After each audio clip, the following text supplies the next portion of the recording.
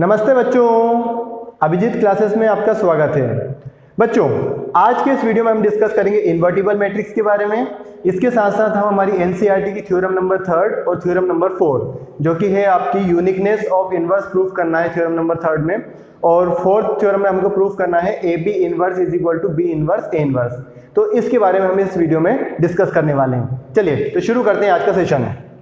सबसे पहले बात करते हैं इन्वर्टिबल मैट्रिक्स के बारे में कि किस मैट्रिक्स को हम इन्वर्टिबल मैट्रिक्स बोलते हैं। तो देखिए, अगर हमारे पास दो स्क्वायर मैट्रिक्स हैं जिनका ऑर्डर क्या है, सेम है। If we have two square matrix of same order, तो अगर हम A matrix into B matrix करते हैं या B matrix into A matrix करते हैं, तो इनका मल्टीप्लाई करने पे हमको जो मैट्रिक्स मिलती है वो क्या मिले, आइडेंटिटी मैट्रिक्स मिले। तो उस केस में हमारी एक मैट्रिक्स हो जाएगी इनवर्स और एक को हम बोलेंगे इन्वर्टिबल। देखिए किस तरीके से, तो इसकी प्रॉपर डेफिनेशन इस तरीके से होगी, if A is a square matrix of order M and if there exist another square matrix B of the same order M.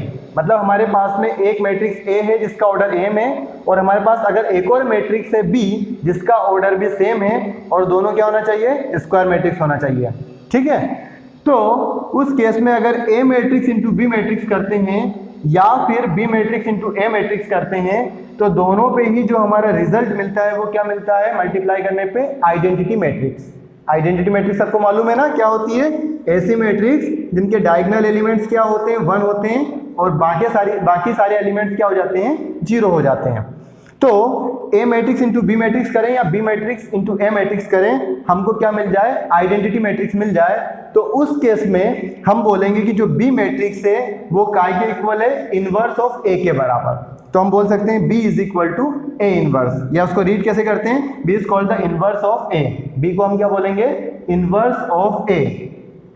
अब इस केस में ऐसा भी लिख सकते हैं हम कि a is equal to B inverse, दोनों ही बात सेम है। ठीक है, हम b को बोल सकते हैं a का इनवर्स, या हम a मैट्रिक्स को बोल सकते हैं b इनवर्स।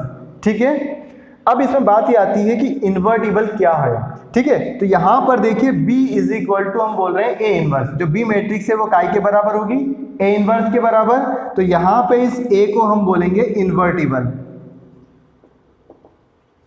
ए क्या हो जाएगा आपका, इन्वर्टिबल मैट्रिक्स। ठीक है, सिमिलरली इस केस में where A is equal to B inverse, या हम बोले A is inverse of B, तो यहाँ पे ये जो बी मैट्रिक्स है ये क्या हो जाएगी आपकी इन्वर्टिबल मैट्रिक्स।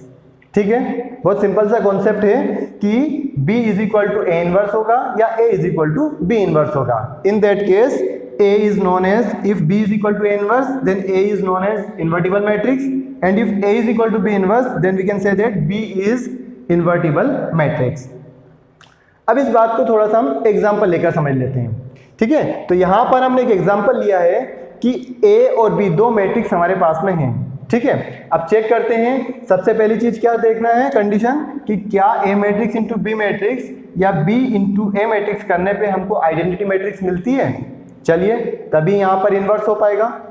तो हम क्या करते हैं, ए मैट्रिक्स इंटू बी करते हैं। तो ए में हमारे पास में है 2 3 1 2, और बी मैट्रिक्स से हमारे पास 2 -1 -3 2। चलिए मल्टीप्लाई करते हैं, क्या होगा, फर्स्ट रो और फर्स्ट कॉलम का मल्टीप्लाई होगा। इस तरीके से करते हैं, 2 × 2 4 प्लस 3 × -1 -3, तो ये हो गया 4 -3। फिर again first row second column का मल्टीप्लाई करेंगे तो हमको नेक्स्ट एलिमेंट मिलेगा, 2 3 6 और माइनस है तो -6 प्लस 3 × 2 6। अब अगेन अब सेकंड रो और अगेन फर्स्ट कॉलम का मल्टीप्लाई करेंगे, 1 × 2 2 प्लस 2 × -1 -2। फिर अगेन सेकंड रो और सेकंड कॉलम का मल्टीप्लाई करेंगे तो नेक्स्ट एलिमेंट मिल जाएगा, 1 × -3 प्लस 2 × 2 4। देखिए क्या मिल रहा है, 4 -3 1, -6 प्लस 6 0 हो गया, 2 - 2 0 हो गया, -3 प्लस 4 1 हो गया। देखिए ये क्या मिला अपने को, आइडेंटिटी मैट्रिक्स मिल गई। मतलब a into B is equal to, तो हमको आइडेंटिटी मैट्रिक्स मिल रहा है। ठीक है, अब देखते हैं क्या b इंटू ए मैट्रिक्स करने पे क्या मिलेगा। तो b मैट्रिक्स कितनी है हमारे पास में, 2 -1 -3 2, और a मैट्रिक्स हो गई आपकी 2 1 3 2। ठीक है, तो आप देखिए अगेन हम फर्स्ट रो और फर्स्ट कॉलम का मल्टीप्लाई करते हैं। 2 2 = 4 माइनस 3 1 = 3। अगेन अब सेकंड एलिमेंट के लिए हमको क्या करना पड़ेगा, सेकंड कॉलम के साथ मल्टीप्लाई करना पड़ेगा। 2 × 3 6 माइनस 3 × 2 -6, ये हो गया -1। अब अगेन हम सेकंड रो और फर्स्ट कॉलम का मल्टीप्लाई कर देंगे, तो -1 × 2 -2 plus 2 × 1 2। Again second row second column का मल्टीप्लाई करेंगे, तो -1 × 3 -3 प्लस 2 × 2 4। देखिए क्या मिल रहा है हमको, 4 - 3 1, 6 - 6 0, -2 + 2 0, -3 + 1 सॉरी -3 + 4 1। ये भी क्या है, आइडेंटिटी मैट्रिक्स मिली हमको। तो हमारी डेफिनेशन क्या थी, यही थी कि अगर हम A matrix into B matrix करते हैं या B इंटू A मैट्रिक्स करते हैं तो हमको क्या मिलता है, अगर आइडेंटिटी मैट्रिक्स मिलती है। तो यहाँ पर मिल रही है A इंटू B कर रहे हैं या B इंटू A कर रहे हैं, दैट इज इक्वल टू हमको क्या मिल रहा है, आइडेंटिटी मैट्रिक्स मिल रही है। ठीक है, तो इस केस में हम क्या बोल सकते हैं कि B matrix is equal to A inverse. ठीक है, ये जो B मैट्रिक्स है काय के बराबर है, A इनवर्स के बराबर है। ठीक है, या हम ऐसा भी बोल सकते हैं कि A matrix is equal to B inverse, दोनों ही बात सही है। ठीक है, हम B is equal to A inverse बोल सकते हैं कि B जो मैट्रिक्स है ये A की इनवर्स है, या ये भी बोल सकते हैं A मैट्रिक्स B की इनवर्स है। और फिर यहाँ पर क्या हो जाएगा, अगर फर्स्ट केस की बात करें, हम बोल रहे हैं B matrix is equal to A inverse, तो इस केस में A अपना क्या हो जाएगा, इन्वर्टिबल। ठीक है, और अगर हम बोलते हैं A is equal to B inverse, तो ये B मैट्रिक्स क्या हो जाएगी अपनी, इन्वर्टिबल।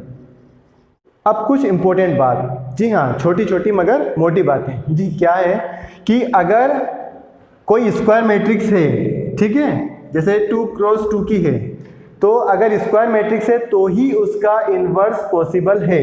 ठीक है, अगर कोई मैट्रिक्स क्या है आपकी स्क्वायर मैट्रिक्स होगी, तभी चांस है कि उसका इन्वर्स हो भी सकता है और नहीं भी हो सकता है। ठीक है, वो मैट्रिक्स इन्वर्स मैट्रिक्स हो भी सकती है और नहीं भी हो सकती है। लेकिन रेक्टेंगुलर मैट्रिक्स है, रेक्टेंगुलर मैट्रिक्स कभी भी इन्वर्स मैट्रिक्स नहीं होगी। ठीक है, नॉट इन्वर्स। रेक्टेंगुलर मैट्रिक्स के केस में आपको इन्वर्स मैट्रिक्स नहीं मिलेगी। तो क्या बात इंपॉर्टेंट है कि कोई भी मैट्रिक्स क्या होना चाहिए इन्वर्स के लिए, स्क्वायर मैट्रिक्स होना इंपॉर्टेंट है। अगर रेक्टेंगुलर मैट्रिक्स है तो हम उसका इन्वर्स फाइंड आउट नहीं कर सकते या उसका इन्वर्स निकलेगा ही नहीं। ठीक है, थ्योरम 3 यूनिकनेस ऑफ इन्वर्स। तो थ्योरम 3 यूनिकनेस ऑफ इन्वर्स क्या कहती है, तो थ्योरम 3 का ये कहना है कि अगर कोई स्क्वायर मैट्रिक्स है और उसका इन्वर्स एग्जिस्ट करता है तो उसका सिर्फ एक ही इन्वर्स होगा, एक से ज़्यादा इन्वर्स नहीं होंगे। बात समझ में आई कि अगर कोई स्क्वायर मैट्रिक्स है और उसका अगर इन्वर्स एग्जिस्ट करता है, अगर उसका इन्वर्स होता है, तो सिर्फ और सिर्फ एक ही इन्वर्स मैट्रिक्स उसकी बनेगी, इससे ज़्यादा इन्वर्स मैट्रिक्स उसकी नहीं हो सकती।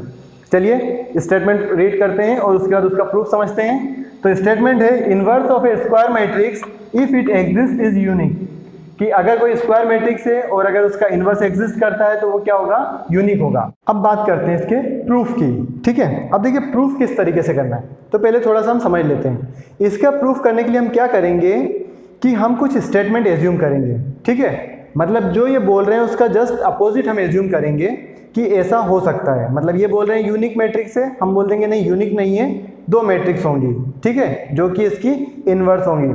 और बाद में हम हमारी बात को रॉन्ग प्रूफ कर दें तो ऑब्वियसली बात है सामने वाले की बात सही हो जाएगी। ठीक है, तो उसी तरीके से हम यहाँ पर इसको प्रूफ करने वाले हैं। तो सबसे पहले हम क्या मान लेते हैं कि लेट हमारे पास कोई ए मैट्रिक्स है जिसका ऑर्डर क्या है, एम।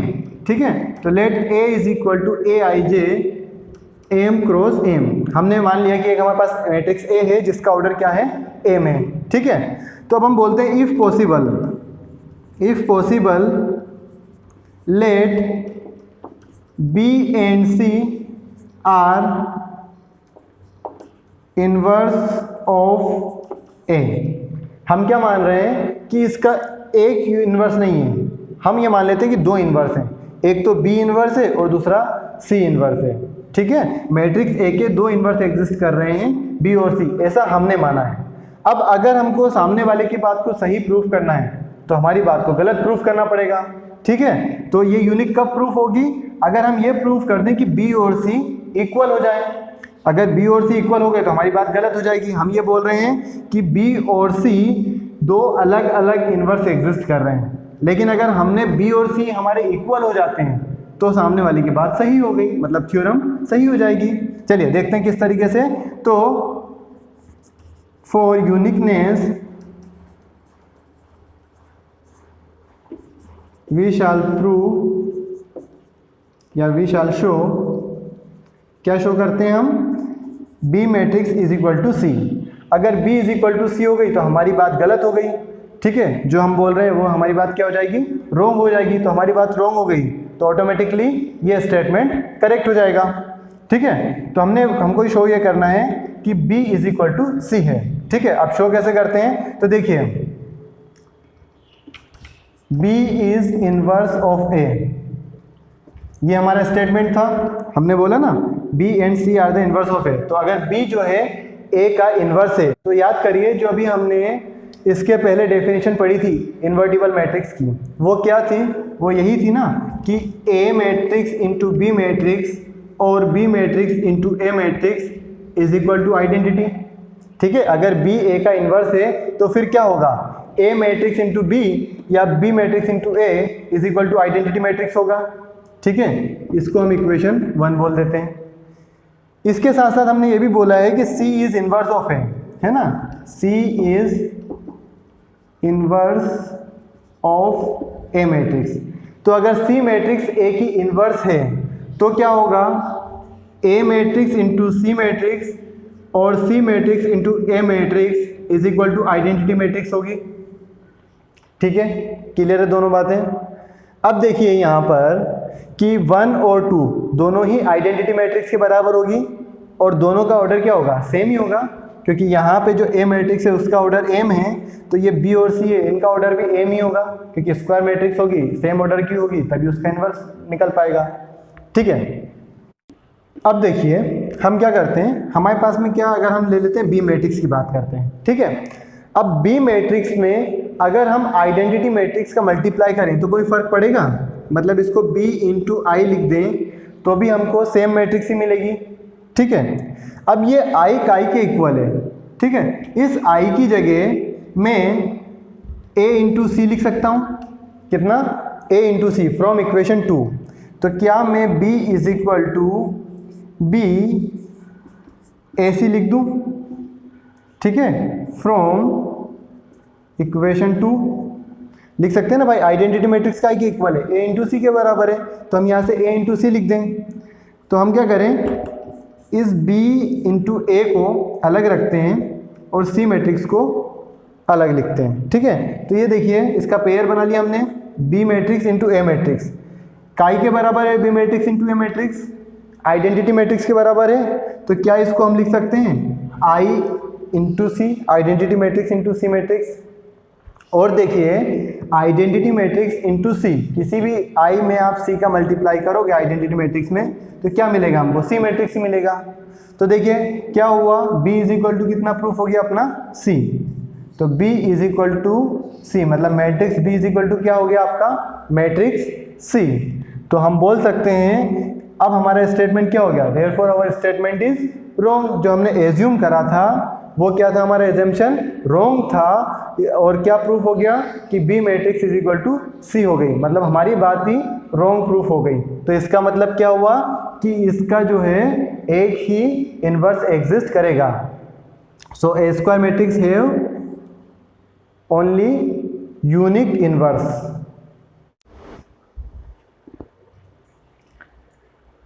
थ्योरम 4, देखिए थ्योरम 4 क्या है कि if a and b are invertible matrices of the same order then a into B inverse is equal to b inverse into a inverse. मतलब कि अगर हमारे पास दो इन्वर्टिबल मैट्रिक्स हैं और उनका ऑर्डर क्या है? सेम है, तो हम बोल सकते हैं कि a matrix into B matrix करें, फिर उसका इन्वर्स निकालें, वो काई के बराबर होगा b inverse into a inverse के बराबर। ठीक है, चलिए अब इसको देखते हैं प्रूफ कैसे करना है। तो प्रूफ के लिए हम क्या करते हैं, देखिए अभी हमने जो इन्वर्स की डेफिनेशन पढ़ी थी, है ना, by definition of inverse,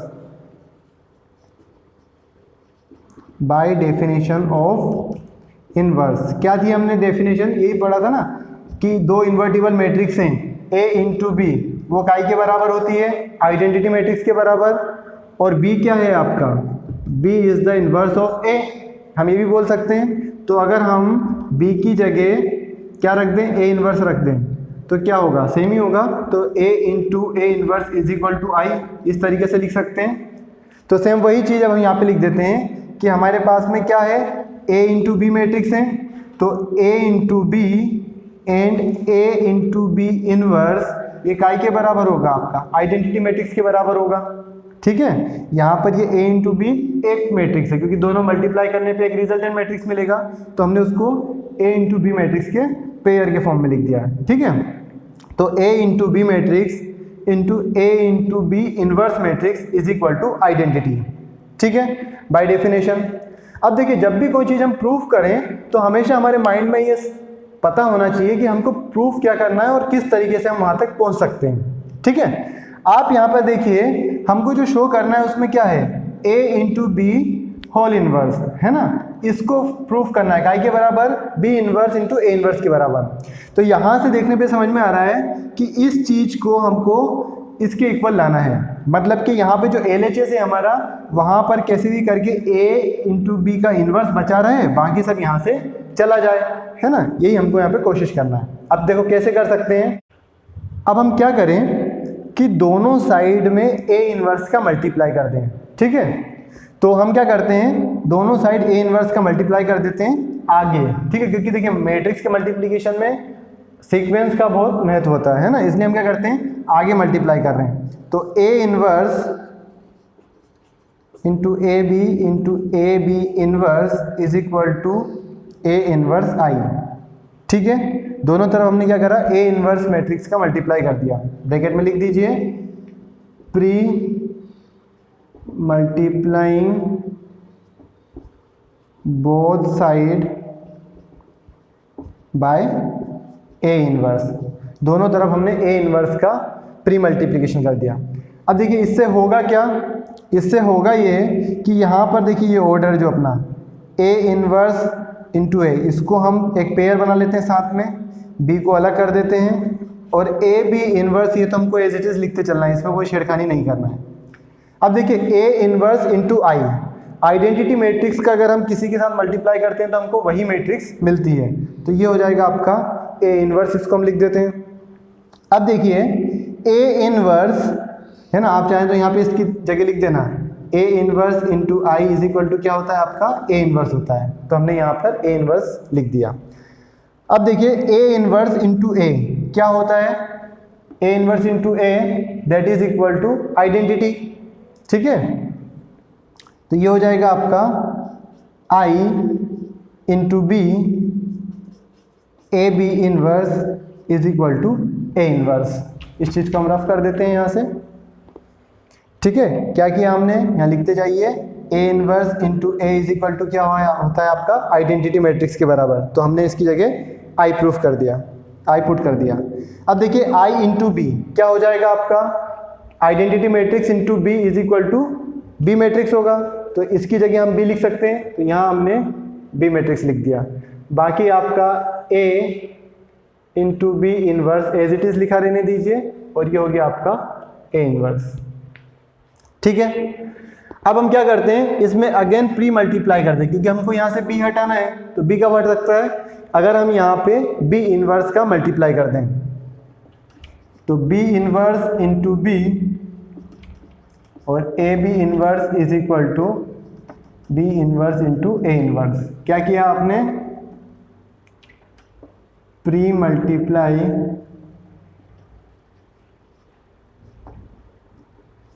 both side by B inverse. काय से मल्टीप्लाई कर रहे हैं हम, B इन्वर्स से दोनों तरफ मल्टीप्लाई कर रहे हैं। अब देखिए ये B इन्वर्स इंटू B क्या हो जाएगा आपका आइडेंटिटी मैट्रिक्स हो जाएगा, तो इसकी जगह हम I लिख सकते हैं। और इसको आप एज इट इज़ लिखा रहने दो, ठीक है। और अपने को मालूम है identity matrix into any matrix, अपने को क्या मिलेगा, वही मैट्रिक्स मिल जाएगी। तो ये हो जाएगा आपका A B inverse is equal to B inverse A inverse. Clear है?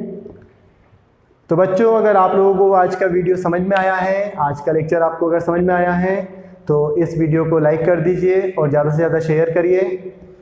और अगर आपके पास कोई भी डाउट होता है, आपको कोई भी प्रॉब्लम है अगर इस चैप्टर से रिलेटेड या किसी और चैप्टर से रिलेटेड, तो आप हमें कमेंट करके बताइए, हम उस पर वीडियो बना के उन डाउट को जल्दी से जल्दी सॉल्व करने की कोशिश करेंगे। Thank you.